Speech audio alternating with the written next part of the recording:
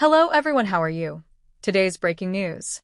Prime Minister Sir Keir Starmer is urging councils to prove they are tackling potholes or face losing the cash to fix them. The PM said councils need to get on with the job of fixing potholes as he announced an additional £4.8 billion of funding to carry out work on motorways and major A roads. Local authorities will start to get their share of £1.6 billion in highway maintenance funding confirmed last year, up £500 million from the previous year, in mid-April.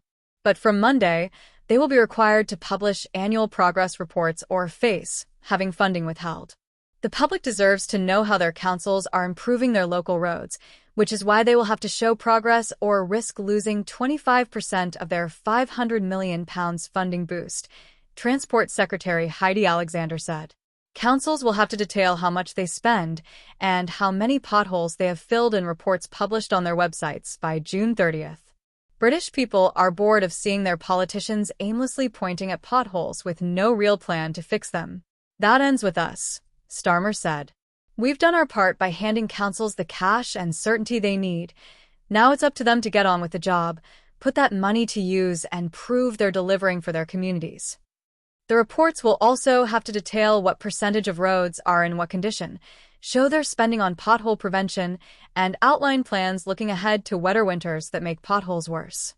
They must show by the end of October that their communities are able to have their say on where work is needed.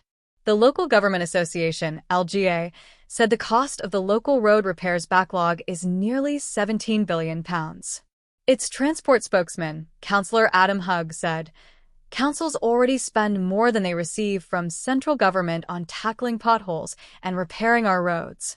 However, it's in everyone's interest to ensure that public money is well spent.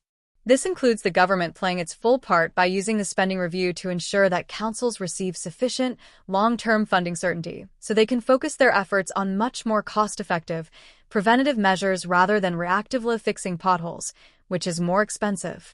The £4.8 billion funding for national highways will go to projects already underway, including the A428 Black Cat scheme in Cambridgeshire, as well as to starting improvements to the A47 around Norwich and M3J9 scheme in Hampshire.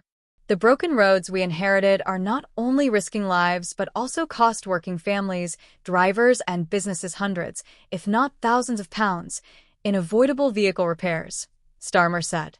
Fixing the basic infrastructure this country relies on is central to delivering national renewal, improving living standards, and securing Britain's future through our plan for change.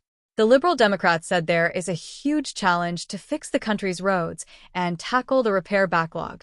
We must ensure that the right amount of money is going where it is needed, the party's transport spokesperson Paul Kohler said.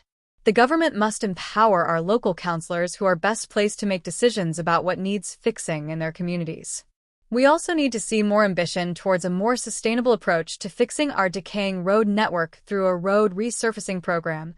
Fixing individual potholes, although welcome, does little more than apply a plaster to the gaping wound of our crumbling road infrastructure. The Conservative Party said Labour is steering Britain into a ditch and want credit for handing councils a pothole-sticking plaster.